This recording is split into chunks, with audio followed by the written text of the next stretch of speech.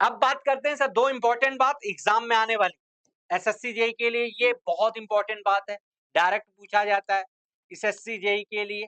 क्या सर, अभी तक आपने जो थर्मोमीटर आपने पढ़ा, constant pressure gas thermometer, constant volume gas thermometer, आपने और क्या पढ़ा, थर्मोकपल के बारे में पढ़ा आपने, इलेक्ट्रिकल के बारे में पढ़ा। तो उन सब से हाँ, तभी तो बोल रहा हूँ RN207, तभी तो बोल रहा हूँ इस तरीके, अभी आपके पास समय है, अभी से प्रैक्टिस करोगे, अभी से न्यूमेरिकल लगाओगे, अभी से रीजनिंग लगाओगे, अभी जीएस लगाओगे, अभी आपके पास टाइम है। मैं आपको अभी बता दे रहा हूँ, आपको प्री में 200 में से 145 नंबर चाहिए ही चाहिए सिलेक्शन के लिए।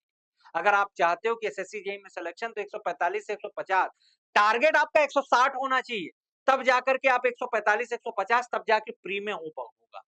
फिर मेंस में भी आपको कम से कम 85 के ऊपर क्वेश्चन सही करना पड़ेगा, तब जाकर के आप मैकेनिकल में सिलेक्शन ले पाओगे।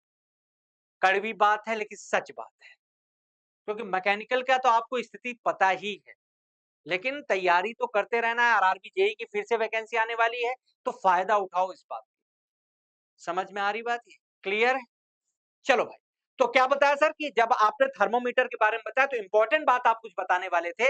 ये इंपॉर्टेंट लाइन है, ideal gas thermometer is independent of material of construction. Independent of material of construction, ये बहुत इंपॉर्टेंट लाइन है, बहुत इंपॉर्टेंट लाइन है, बहुत इंपॉर्टेंट लाइन है। क्या बोल दिया सर कि जो हमारा ideal gas thermometer, direct question पूछता है एसएससी जेईई, डायरेक्ट क्वेश्चन पूछता है, यही स्टेटमेंट देता है, इनमें से कौन सा ट्रू स्टेटमेंट है, और यही लाइन आपका दे देगा।